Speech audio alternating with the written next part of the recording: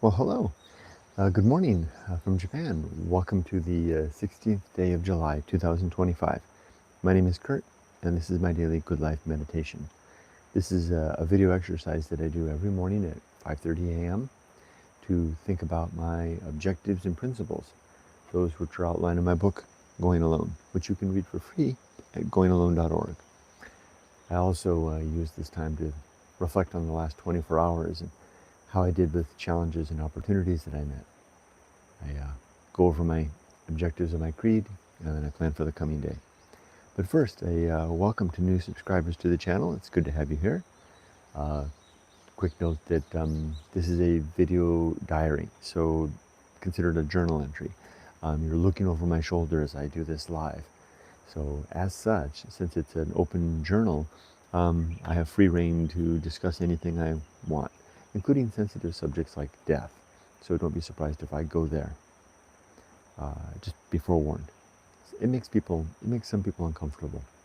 I get cards and letters. Also, a big thank you to those who support me by watching my videos and who are members on YouTube and supporters on Patreon. I really do appreciate it. All right, well, let's get straight into it. The first thing I'm going to do is talk about the last 24 hours and have a couple of interesting notes here. The first note here says simply, best day of work. Now, just a second. Before I talk about that, normally what I'm looking for when I'm going over the last 24 hours is significant things that happened where I was challenged to live well. Life, what that usually means is life didn't unfold the way I expected. For example, I plan to drive from my house to the supermarket, and I have in my mind an idea about how that will unfold. And something happens that interferes with that vision of how it should perfectly unfold, so to speak. And how did I react to that is what I'm asking, what I'm curious about. Did I respond in a well, or did I respond poorly? And if so, what was it that allowed me to respond well? Because I want to learn from that. And if I responded poorly, how can I do better in the future? How could I better apply my objectives and principles to do a better job? Or if I discover that I have no objectives or principles that apply, what could I do? Maybe I need to change it in some way. A little note on that. I'm almost tempted to add a new principle that I found yesterday. Excuse me while I swish in my mouth.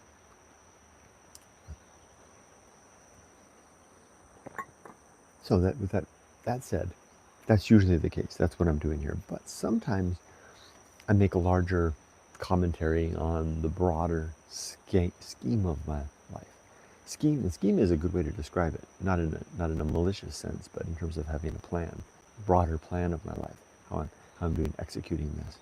And if it seems again like I'm talking all about myself, personal journal here. All right, so the interesting note I have here, there's two of them. The first is best day of work. What does that mean? I'm retired. What business do I have having a day of work, and what would constitute a good day, or even better yet, a best day of work? Well, if you've watched these videos for the last couple of days, and maybe the last couple of weeks or even months, you've probably detected a theme, which is that although I'm closing in on 7 months retired, I'm not doing well with retirement. Doesn't sit well with me, and hobbies don't sit well with me either.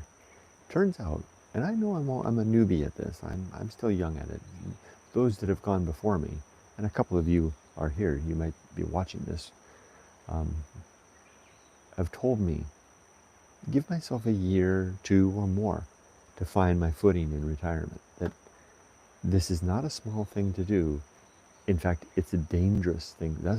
I was told that, and I'm discovering that is very, very true. Navigating the first couple of years of retirement is no small feat, and it's dangerous. It's dangerous if we can't find our way through.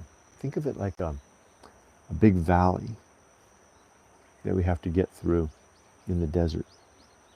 on our own, largely. And if we can get to the other side, there's green pastures.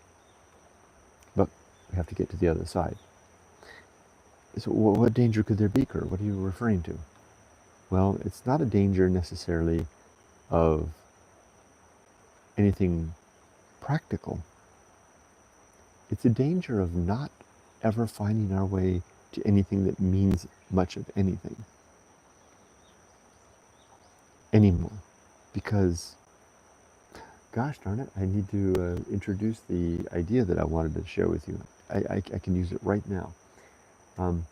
There's a new idea that I have, and I'm going to put a pin in what I was saying about the best day of work. I put a pin in. There's this new idea, and I'm tempted to call it a principle, and I want to call it the talent show.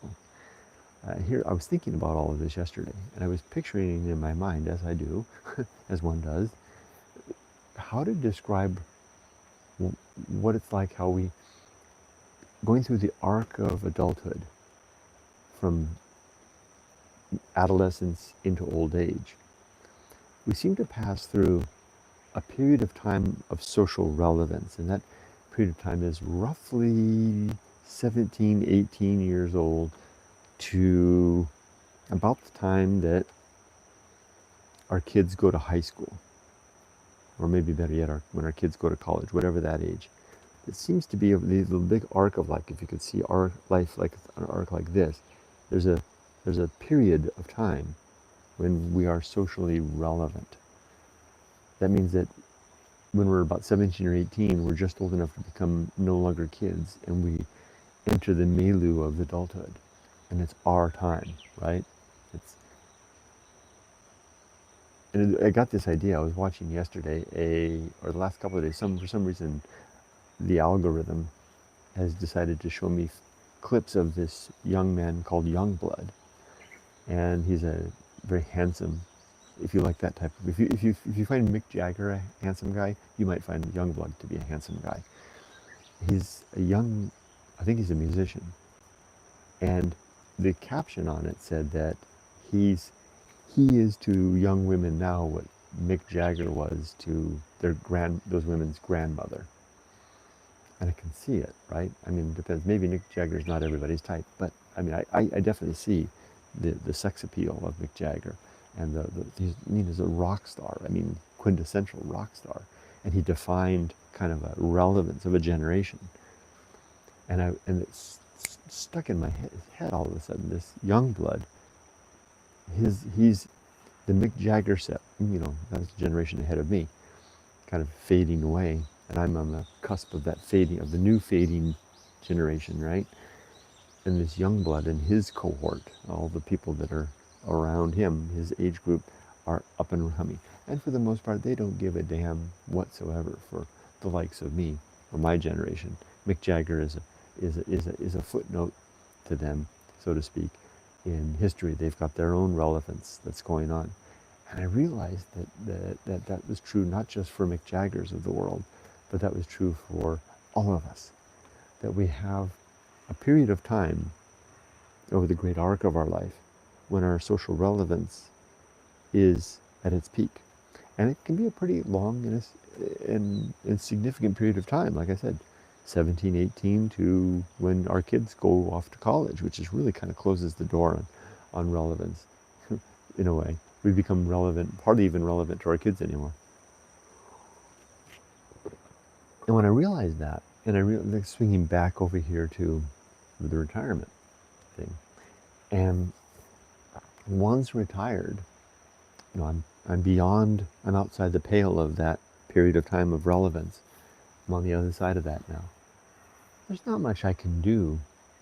I can't really take up, people might protest and say, hey, there's this, that, and the other thing. There's these people that do it, whatever the case may be. Stephen King is still writing relevant books in his, 70? Those are true, those things do happen. But for the most of us, we have neither the energy or the mental horsepower nor the inclination anymore to strive for the spotlight, if spotlight is the thing that moves you, or maybe if it's to strive for whatever. Well, it's all spotlight of a sort, right? So Rush said, right, living in the limelight of one sort or another. The limelight, the show has moved on. Better yet, if I may, I want to introduce a potential name to a new principle called the talent show. And I'm not going to write a new principle, but I may pick this up and refer to it from time to time. And the talent show suggests that over the course of our life, there's a time when we get a little bit of time on the stage, our 15 minutes of fame, but it's not 15 minutes, it's more like 3 or 4 decades of relevance when we have a chance to be on stage and do something of significance. And then our time is up, the buzzer goes off, our kids are off to college, and we're ushered off the stage. Now, I wouldn't have said this, I would not have been able to develop this idea even a year ago, because I was still on, even though I wasn't aware of it, I was still on the stage, so to speak, still in the height, I was at the top of my career, still quite relevant in what I was doing, still in the game, as peripheral as my participation was. I couldn't see that. Now that I'm on the other side, and I see all of these people around me here in Japan, and all of these people around me online who are on the other side like me, and there's no place to go.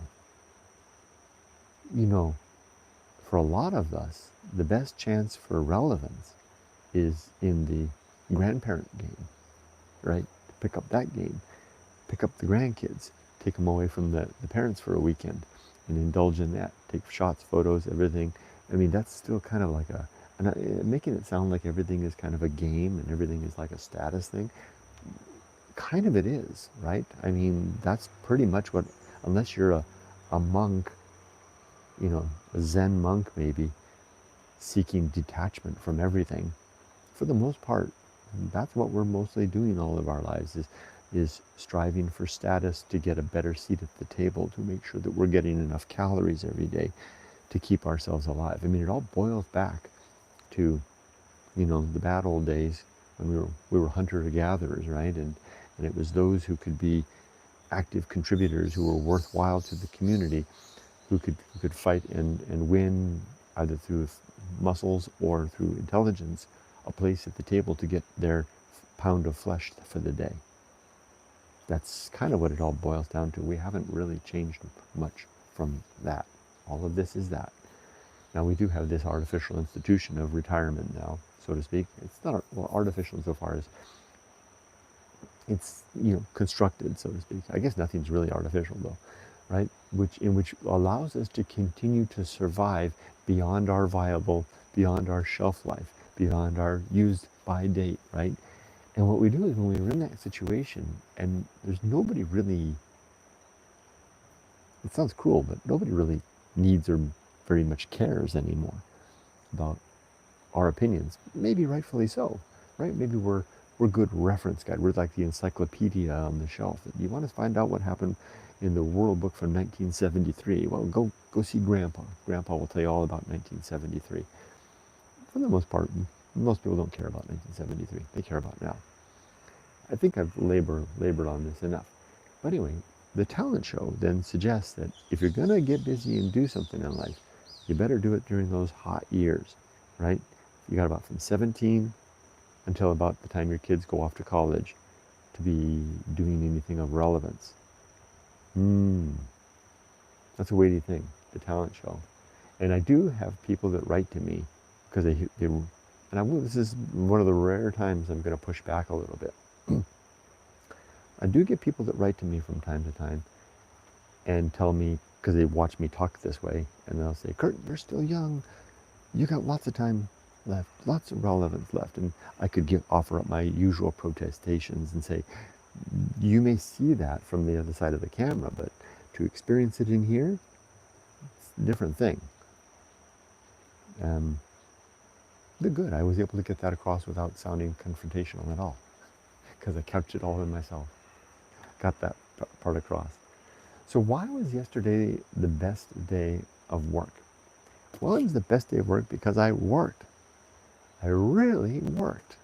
So here's what happened. Here's how it went down. I made this talk in the morning, and I laid out in yesterday's Good Life meditation I did a project plan for trying. I realized in the last couple of days that nothing satisfies me like work. Hobbies don't do it. Um, Leisure definitely does not do it. Um, Exercise doesn't do it. Gardening doesn't do it. Gardening's close. I think with a little practice that could do it. But I also have this thing I explained yesterday, that I have this need to, for the next roughly 12 months, the next year, I need to continue to cover. I have this financial obligation to cover my daughter's university expenses, the loans that I took out to complete her education, that until Social Security kicks in this time next year in June, next spring, late spring. Until then, I need to cover it. So I guess it's not. I guess it's not 12 months. It's about 10 months, and 11 months. Well, technically, Social Security will kick in May, in the middle of May, but I don't expect I'll get my first Social Security check until June 1st. I don't know how it's going to work, but I'll have to apply for Social Security in March. So it's all going to happen pretty quick. Anyway, I need this block of time. If I don't want to dip into and pull money out of my retirement savings, I need to bring some money in to make the payments on the loan that I took out for my daughter's college, university education. That's the challenge. So I'm kind of, as I'm a very, very half full kind of guy. I see everything in a very positive light. I look at that and I go, well, hey, Kurt, you're having this trouble with giving up work. You don't seem to be like having a lot of free time. You need to make some money. Why don't you go back to work? At least until next year. Kind of work my way through, right? Get through. It's a win-win all around, right? I mean, I could work for another year, bring in enough money to service the loan on my daughter's thing. And once Social Security kicks in, there's plenty of money to service the loan, fund our retirement, everything. And then eventually, well, the loan will be paid off, and we're on good terms, and really good terms then. So why don't I just do this? Why don't I just do this? And I decided that yesterday. I went over yesterday. I wrote down, some of you were here with me, 5 different options. I could teach English. I could do gig work through Fiverr. I could find a real Japan job, like a security guard or something like that. I could work on my eBay store, or I could burn through my savings. Well, I don't want to burn through the savings. I don't really want to teach English, but there's lots of opportunities for that, well, seemingly. Fiverr, I don't want to get back into that game. It feels too much like what I did before. Japan job, maybe if I can find one that would do the job. And eBay, so it boiled down to 2 things. eBay and the teaching English. And I gave a star for eBay. I decided eBay was the one. But I went out to lunch. Well, Yumiko and I were out shopping yesterday and getting lunch for ourselves and Dad. I pitched her my English teaching gig. You remember, I had found a school 20-minute bicycle ride across the river here that needs somebody for exactly the right time. The job starts in September. It's for a 1-year contract. It would provide just exactly the amount of money that I would need to more so. What it basically would mean is with that job it would cover the need. And it would just be for a year. The problem is it's teaching English, which I hate to do, but could I do it for a year knowing that was it? I was doing it for a very purpose-built function, right? I talked to Yumiko about it, and she had her doubts about doing it full-time. She suggested that I apply, that if I want to apply, she never suggested that I apply. She suggested, she left it up to me. She said, if I want to do this, maybe I should do it part-time. How about half a day instead of a full day for 5 days a week? So I went home in the evening after I did all that, and I applied for that job. And I also applied for another one too. Yeah. So I applied for 2 jobs yesterday. And boy, did that feel good. The wave, I hadn't felt like that. I haven't felt like that. This is going to sound counterintuitive. I hadn't felt that good applying for those 2 jobs yesterday than I have when I was employed at the job that nearly killed me. Let's dig into that a little bit. I never really looked at it that way. Tim, if you're out there, Tim is from the UK. He's my age. Tim won't mind if I give a few details. Nothing more than he said here publicly. He's kind of my senpai, and we kind of we sound off one another, and Evelyn as well. The three of us are kind of, we've both retired, and then we all three of us have retired, and all three of us are working our way through. There's another person, guys, I haven't told you about, and I won't even give her a real name. Let's just call her Mary, okay? Mary is another coworker of mine who is a coworker of mine who retired 1 year before I did. We worked together back in the United States. So let's add 4 case studies to this, okay? Mary, Tim, Evelyn, and myself. The 4 of us have been going through this retirement journey, and all 4 of us have found it to not be a cakewalk. I must admit, I was ignorant. I went into this thinking that I was going to clock out on my last day of work, and that I would be free to enjoy the rest of my life, and that I would do just that. And lots of people warned me before that. They said, "This is big, Kurt. Giving up your career." They didn't say it this way, but what they probably, if I could say these words back to them, they would probably agree. Giving up the thing that you've spent your entire adult life doing is no small thing, especially if you're not practiced or prepared for anything else. I've said this before, but it's worth bearing and saying again. My boss, when I went back to the United States and got hired back into my job there, he told me on my first day of work, he said, "Welcome to the county of Riverside. Whatever you do, never retire, because then you die." I then proceeded over the course of 11 years to watch one person after another from the place that I worked retire and die. His observation was prescient. And then this very person that I'm talking about got to retirement age, and now he's going to die himself. Now, a lot of the reason that I think that this seems to happen, and Robert's out there. Robert often joins this. He left a comment not too long ago. Robert, if you're there, Robert, wasn't it what didn't you say, like just last week, Robert, that the average life expectancy at your organization where you retired from after retirement was 6 months? These are anecdotal stories, but what I think that they're revealing is that for those of us that spent our entire adult life, and I like to describe it at the coal face, right? With our pick and hammer at hand, knocking away at the rocks, breaking the coal down, right? That's all we really did. I mean, sure, we maybe raised a family, created a home, maybe participated in the community, but all of that was secondary, ancillary to our main driving purpose, which was the career and life.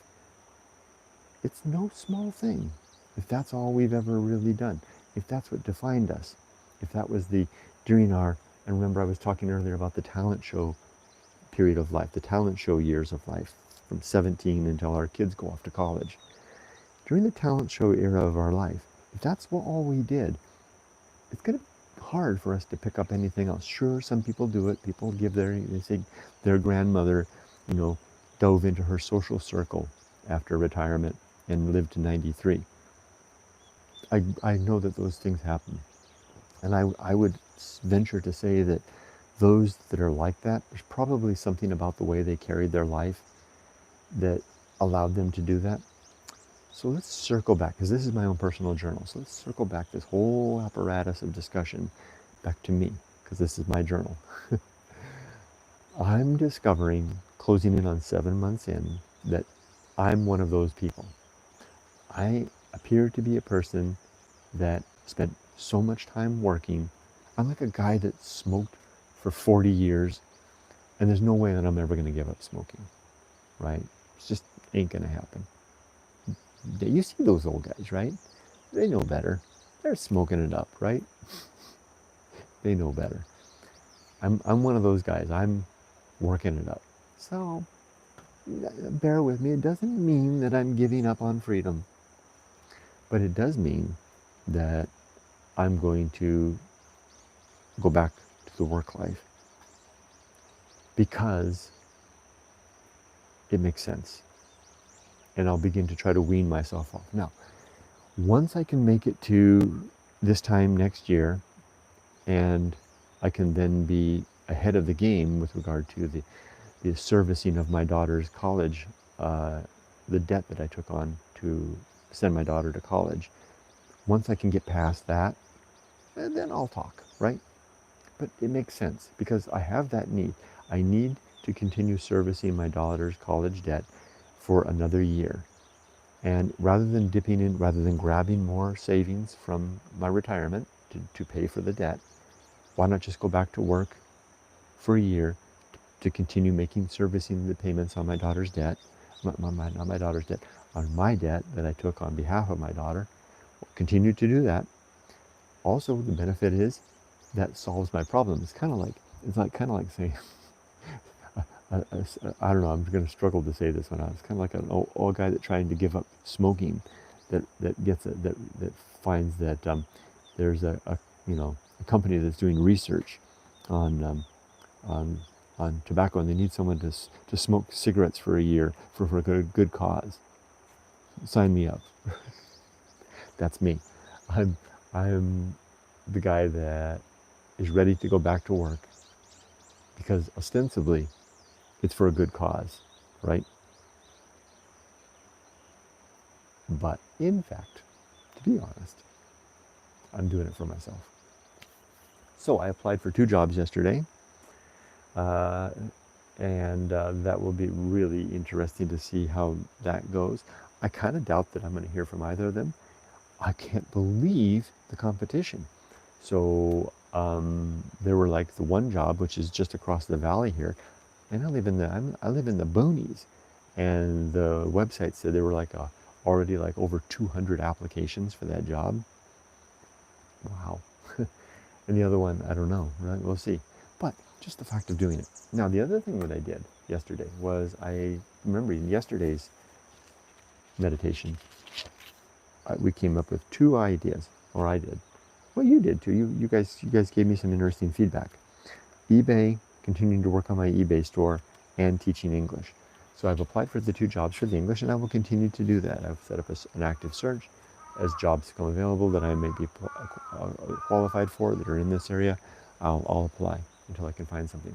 The other thing I did was eBay, and so what I did was I've spun up a custom GPT in ChatGPT to help me with my business. And when you're doing that, when you use the ChatGPT, you can have the deep research option. And so I went in and I opened up a new discussion with that custom GPT. The way that it's helpful, and they're called projects. It's a ChatGPT project.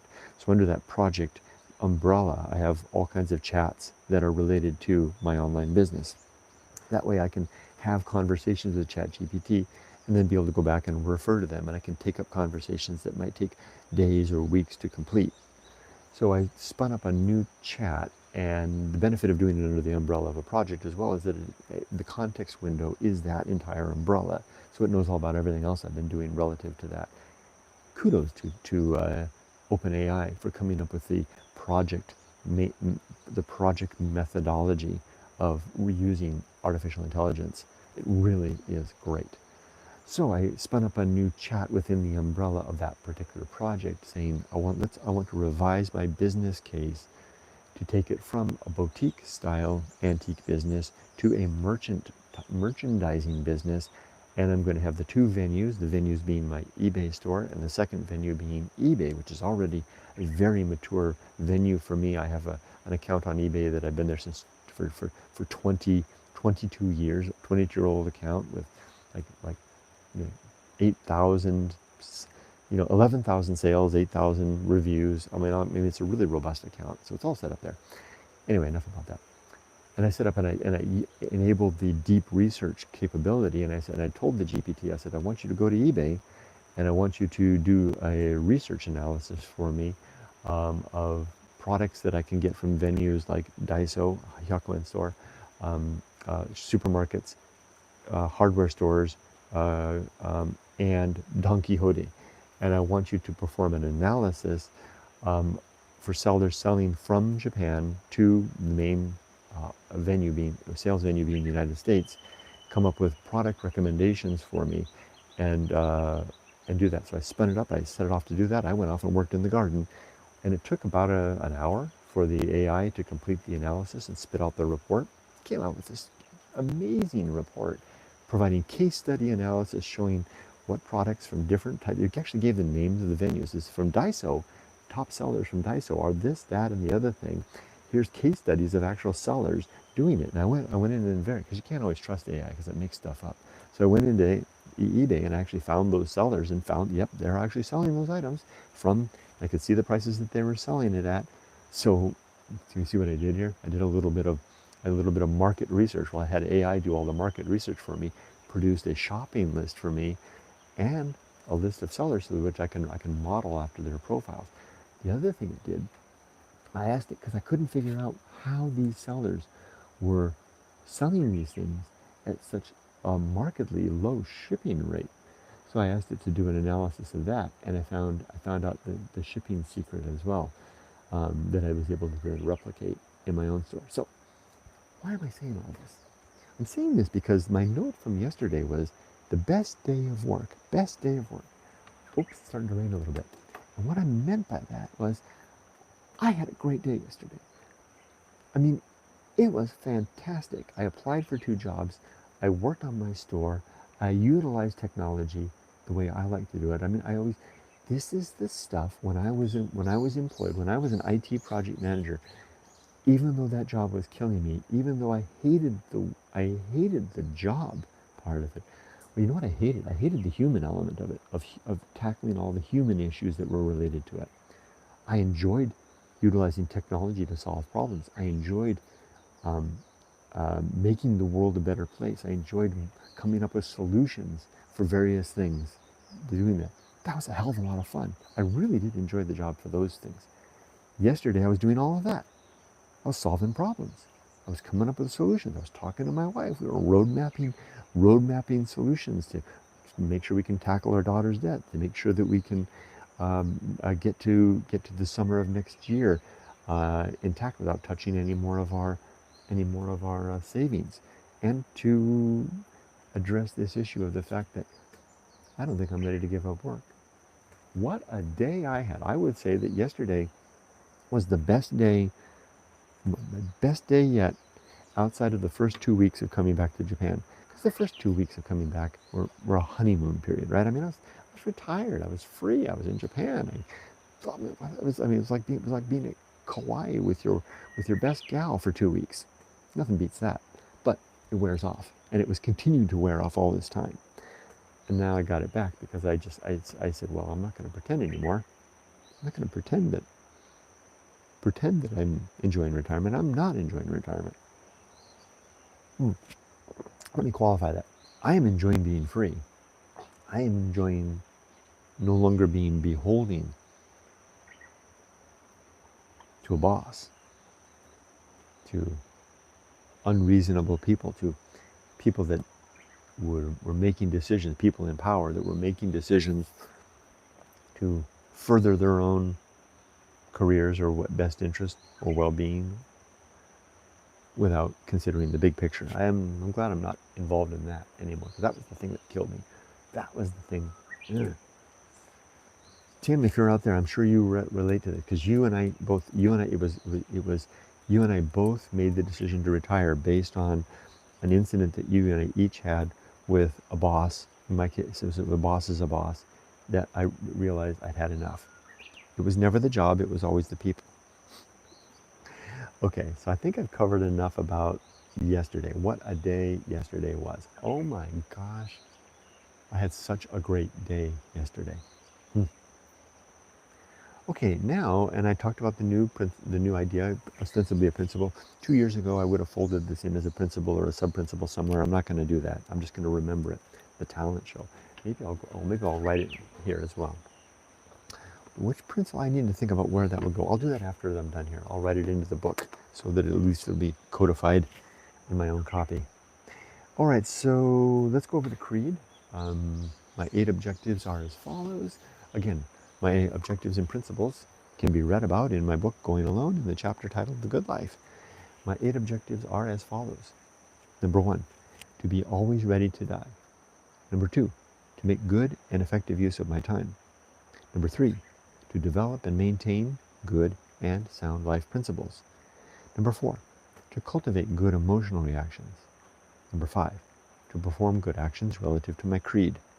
Number 6, to recognize my true limits and true opportunities. Number 7, to do just one thing at a time and do that thing slowly and deliberately and carefully.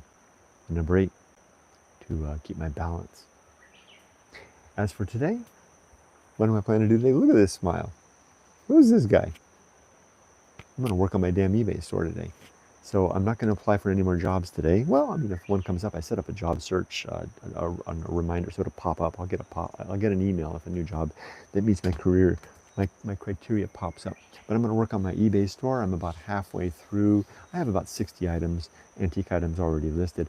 I need to go through and revise all of them to take into account all the great stuff I learned about shipping yesterday.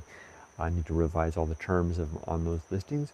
And I'm going to be working on a merchandise item. Actually, one of the things I did yesterday after the AI produced all that information, I then, with my wife's help, because one of the items that we decided to list was rather hard to find. It's available at a particular store, but not at every outlet. You had to find the one. She found the one on the other side of town. We had a fun time together. You when I got in the car together, we drove there. We went shopping. I found the item. I purchased it, so I'm going to create the listing. This will be a new inventory item. The great thing about inventory items is that once you create the listing once, you just sell it over and over again. You don't have to list it again, right? Because you just go get more.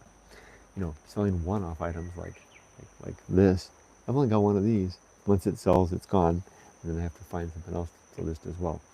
The items like that will remain on my YouTube store. Inventory items will all go over on my eBay store, which is kind of a merchandising place. The merchandising end of the softypapa Brandon store. Okay, that's enough for that. Let's read comments. 38 minutes in, and I'm in no hurry to get off to Radio Taiso. It's raining this morning, so the team we won't be doing morning exercise today. Oh, lots of comments. Hi, Michael. 14B. I'm only 30, but I'm at a place in my life right now where I don't... Oh, well, hello, 14B. It's the first time I've seen your name here. Welcome. Glad you're here. I'm only 30, but I'm at a place in my life right now, where I don't have any friends or connections to my family. I'm not retired, but I'm a night guard, so I spend pretty much all of my time alone. Wow. How do you...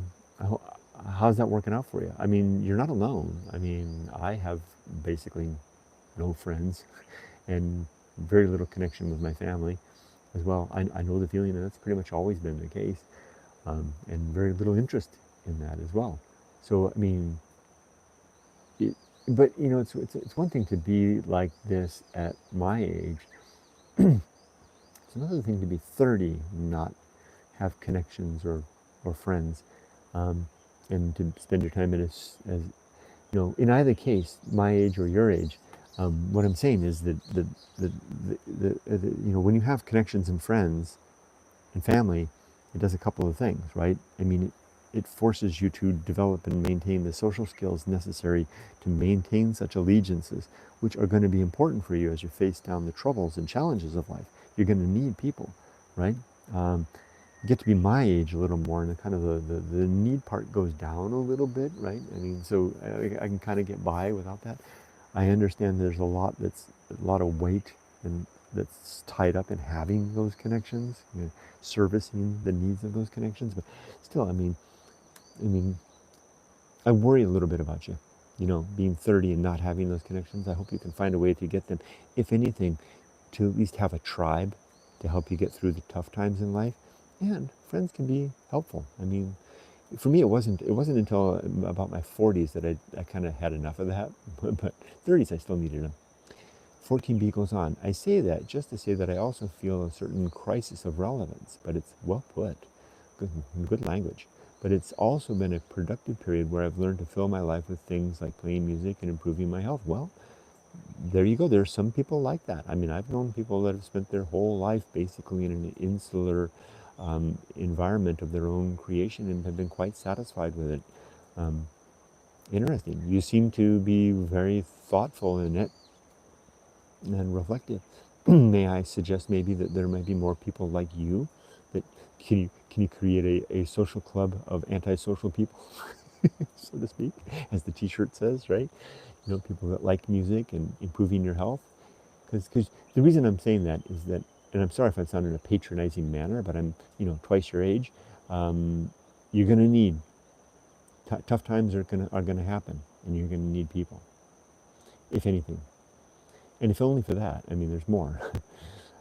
I think at these times of our lives, we really have to choose to be alive and do things to care for ourselves as humans, as we would do to care for our pets and houseplants. Help yourself thrive.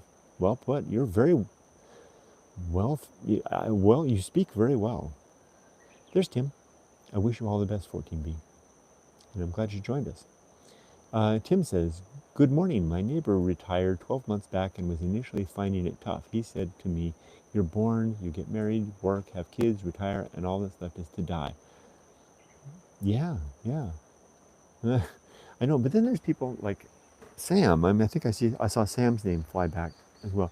Sam is kind of an anomaly, I think, insofar as, and Sam's another very, well thought out person, considering life. Sam seems to have filled his life with a lot more than work. I kind of watch Sam like someone that you get to the juncture of entering adulthood, and there's the one road, the traditional career and family, and then there's the other road, doing your own thing. And I took the one road, and Sam is one of those that took that other road, right? I hope I'm communicating it. He's kind of marching to the beat of his own drummer, and he seems to be doing well in it. I would love to see what happens if Sam gets to our age, if he's going to find himself, or like your neighbor. I need to take this down real quick because of the rain. I can't let this wood get wet. It's very beautiful old seasoned wood. Excuse me while I talk, while we do this.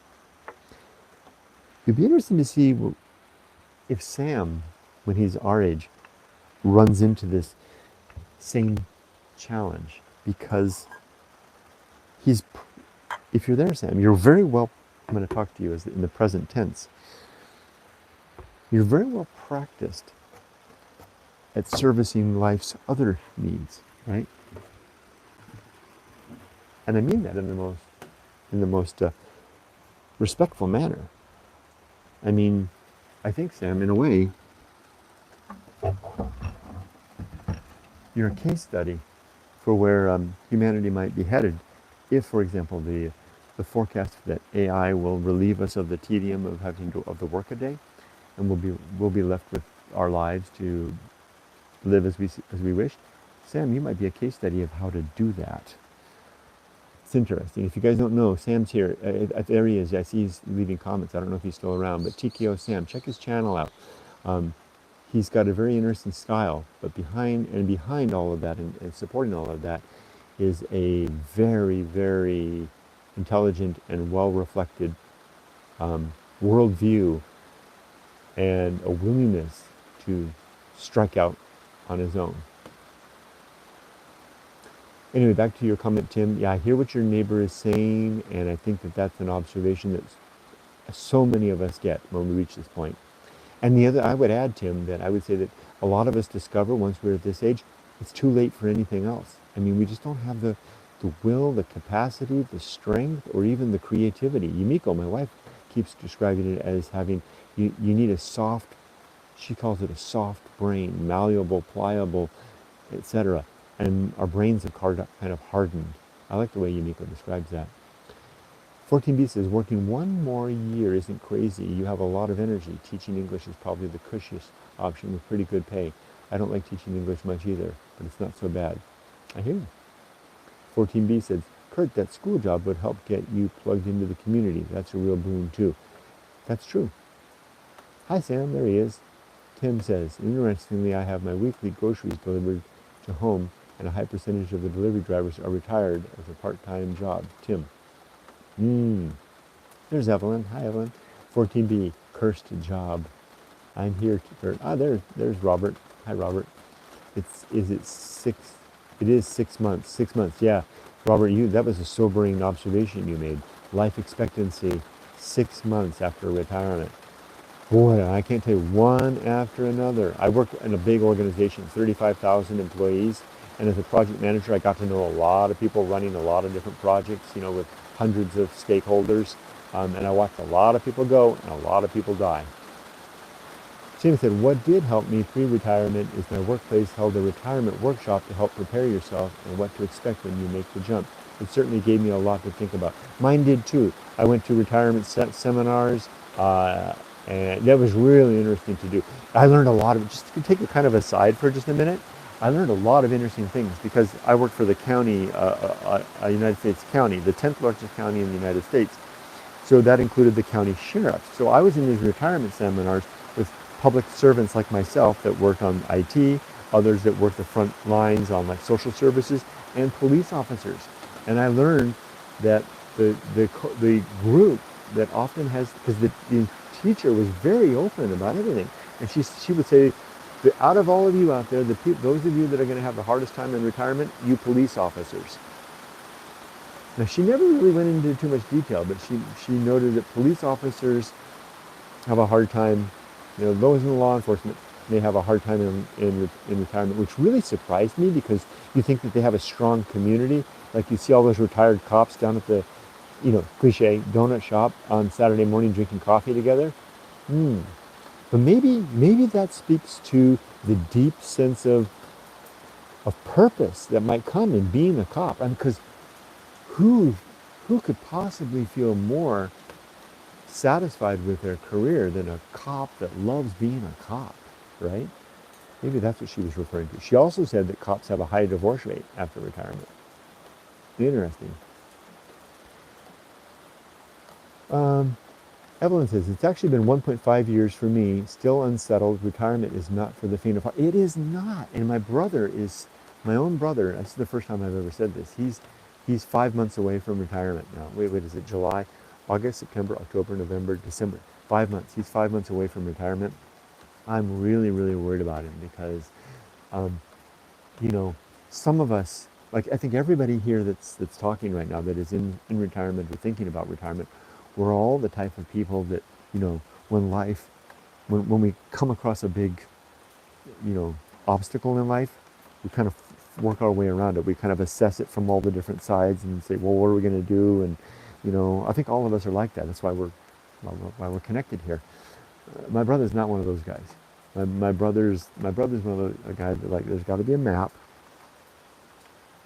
And the map takes you from A to B. And if you run into a big boulder in the middle there, well, there's nothing on the map to do it. Well, then you pray. I hope I'm not being cavalier, but that's exactly his way of dealing with life. And now maybe he'll have a fine time with it. I'll be there to talk to him, but he and I come from, and this is rare for me to actually talk about my family like this, but he and I, my brother and I, come from such different worldviews. So it's solutions that I would say, well, this worked for me, Lyle. He'd just look at him like that. So I don't know. It's going to be interesting to see.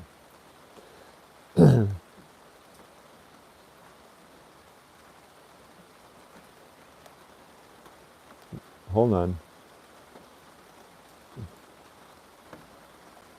Well, there's a lot of comments. Okay. So good. I'm wishing you all the best, Evelyn. Let's continue to struggle and striving together. Huh? Ray says, "Hi, Ray. When I retired from the military, there definitely was a transition period, but I instantly went to working towards my second career. I'd say it was probably 2 years before the military left me. Interesting, interesting. So here's another one saying the second career. Now, I'm not saying that's the solution to anybody, to everybody, right? I mean, there's plenty of people out there that are doing fine in retirement. I just got visited by my boss. I don't know if I told you guys this.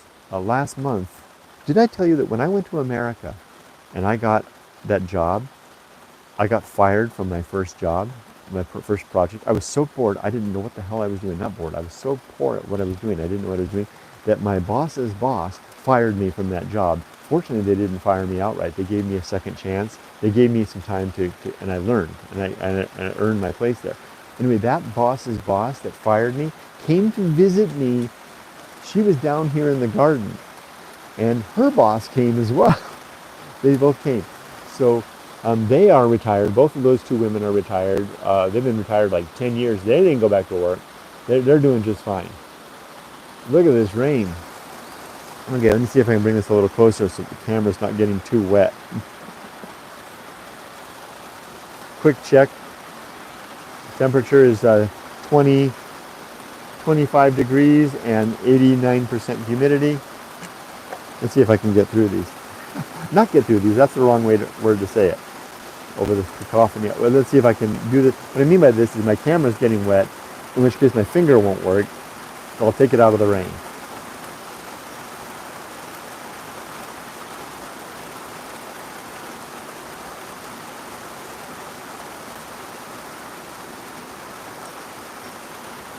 Okay. Ray says, you are still young into your retirement. Perhaps that's why it was a thrill applying for those jobs yesterday. Yep, I think you're onto something there, Ray. Tim says, I think for some people whom I've talked to, they didn't know what retirement would bring or what to expect until they tasted it and realized it wasn't for them, perhaps at their stage of life. Evelyn says, you are technically pre-retirement age, so it makes sense. Yep. Ray adds, Kurt, I don't know if it was intentional, but the yellow house, green trees, colorful maple leaves, gray wall pillar, and brown shelf make a well-balanced background, helping keep you as the focal point. It wasn't intended. It just kind of came out that way because this is the corner where I do everything. But thank you. I'm glad to know that works. Sam says, a couple questions. Did your parents help pay for your college? Is your daughter paying back any of her tuition herself? No, my father paid for my junior college, and then I paid for university. I did borrow some money from my dad at the end because I didn't have enough, but I paid him back. And as for Emily, no, we are not. We didn't. We told Emily that we would pay for everything, and she would have no. There's no expectation on for her to pay us anything.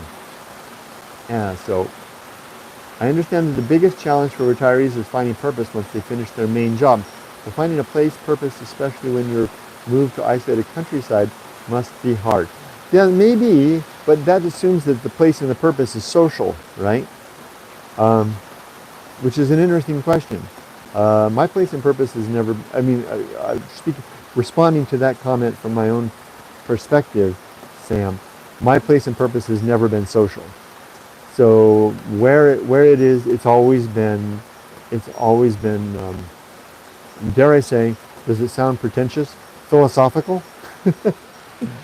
My place and purpose has been to explore where the hell we are as living creatures and try to make some sense of it and come up with a plan to live well.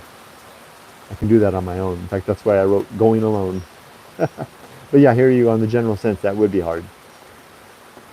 Definitely so. Yeah, but let me just linger on what Sam said there.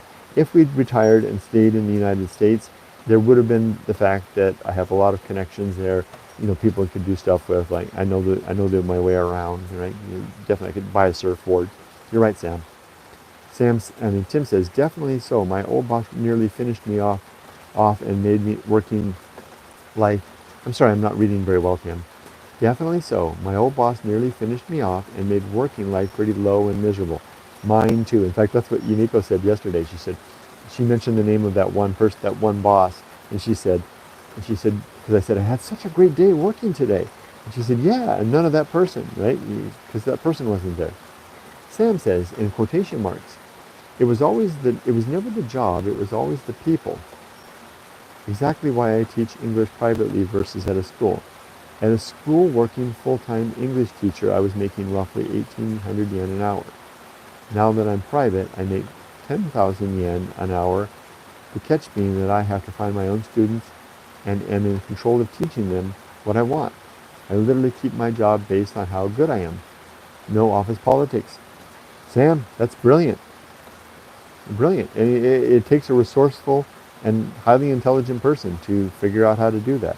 I was kind of thinking about that yesterday when I was realizing how, the job, if I take either of those jobs that I applied for, the salary isn't good, like you said, right? It's pretty rotten, actually. But I don't have to do all the hard work that you just described. The resourcefulness of finding the students, of managing the classes, of finding ways to group people together so that you can make the best use of the time to leverage that into a good income, as you have done. I applaud. If I had two hands free, I would applaud what you've done, Sam. You're a pretty fascinating human being, Sam. And I'm not just saying that to be flattered. I've always thought that of you. Glad to see you have a fire under your ass for being a new project, especially using the AI to help. Thank you, Sam. I appreciate that. Sam goes on, when you move to the countryside and have free time, I think you really need to fill up your time with as many projects as possible. Idle hands, etc. Yeah, exactly. Marmighty, hello, I haven't seen your name for a while. Being alone and being lonely are different. Well put. I have a similar family and friends disconnect. Working a night job is also very rough. I wish you good luck. I think your message there was to the earlier commenter. Thank you for adding that. Tim says, oh, here we are with our daily weather check. Unbelievably, it's only 13.9 C outside. Nice and cool. Amazing drop in temperature. Humidity is 95%. That's an interesting combo, huh? High humidity, reasonable temperature. Must be kind of nice. Brian, hi Brian. Hi Kurt, watching you adjust to the retired life has been interesting. I have a feeling I'll run into a lot of the same things down the road. Thank you, Brian. I appreciate that. I wish you all the luck in this regard. I've been stunned, absolutely stunned and amazed at the large community of people are out there who are in our situation. The retirees or pre-retirees that are watching my videos and leaving comments, sharing their own experience. And what I'm discovering is that we're all going through the same thing. We're all having the same thoughts. We're all having roughly the same challenges at roughly the same time, responding to them in different ways. I'm not saying, for example, that going back to work is the right thing to do. I'm saying that it makes sense for what I need to do to cover my financial commitments and also to get to it. You know what it is? It's like going back to cigarettes for a year. While I try to figure out how I can kick smoke. What do you think of that, Tim? Marmighty says, I'm 35 and a software engineer working with corporate PMs can be tough. They have to work for the company, but also herd the cats. You know us well, yeah. That's why personally dev work is good. No human work. I used to admire on my projects, the developers who could just hunker behind their screen and didn't have to deal with all the human element. Ray says, weather, heat advisory, 29C and 37 humidity.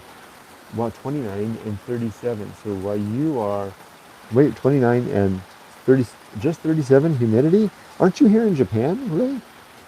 How are you getting away with 37 humidity? Maybe I don't know. Marmighty, Dr. Kawashima's brain training game might help. Okay, well, keep that in mind. Dr. Kawashima, I'll remember that.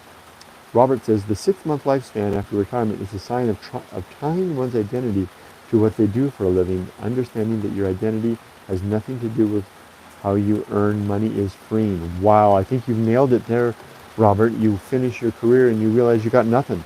That's why I'm not worried about Sam at all, because Sam's out there. Sam's identity, if anything, Sam, you've figured out the game, right? Which is that the work should sustain the you, right? Where the you is, you know very well and clearly what the you is.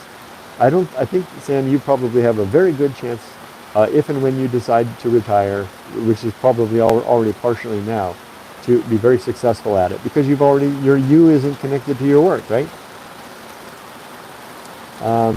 Wow, it's really coming down. Tim says, what struck me in retirement workshop is what they said about the divorce rate when couples retire, as they are suddenly thrust to a life of being together all day, which was a little sobering. Yeah, they told me the same thing. They said, watch out, divorce rates go up, especially among cops. Robert says, so many co-workers I knew that retired were looking forward to doing absolutely nothing. Doing nothing can be soul-crushing. Doing nothing is you're absolutely right. There's so much wisdom coming from you guys. Thank you so much. I really do appreciate hearing these anecdotes and ideas. Evelyn says, my biggest regret in not working for a company that offers a pension. My advice to all young job seekers. Yes, me too. But it's a double-edged thing, right, Evelyn? Because I agree. I was just thinking about this the other day. In fact, I wanted to suggest it to my daughter that if she can find a company that has a good pension, a little harder to find here in Japan. They do exist. You know, that you get that. But oftentimes the companies that have pension are very soul-crushing. You know, I can't think of a better way to say it. And it can be a deadly thing to work, to sacrifice. If you spend 30 years or 40 years at a soul-crushing place for the sake of a pension, then what you end up with is a retired person with a crushed soul, right? I got really, really lucky that I joined a soul-crushing organization and stayed there for just 11 years at the end of my career, so they didn't have a chance to crush me too much. Ray says, I'm in Washington right now. Oh, okay, got it. Sorry, I don't know why I thought you were here. Marmite, capitalism ties identity to work, so retirement feels like losing self-worth. We've internalized productivity as value, but true purpose can exist beyond jobs and community, meaning, and being.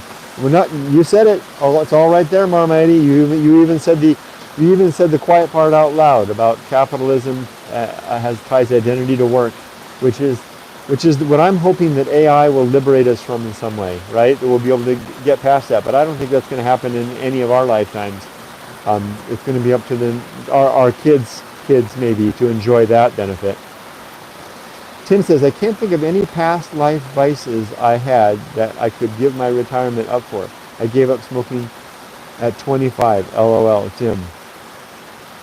Marmite, crush your soul early to let it recover.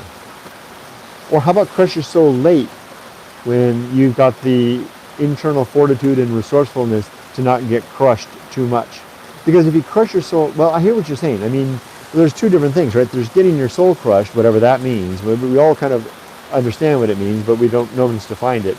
Versus, falling down. Like falling down hard in life, we can recover from that if we're young and fit. Getting our soul crushed, I don't know. There's something that's a different thing when I'm thinking of it.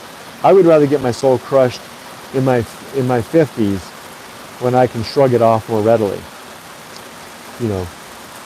Evelyn says, interesting, my job was not soul crushing. See, so you get that benefit, right? You came, no pension, but you didn't get your soul crushed.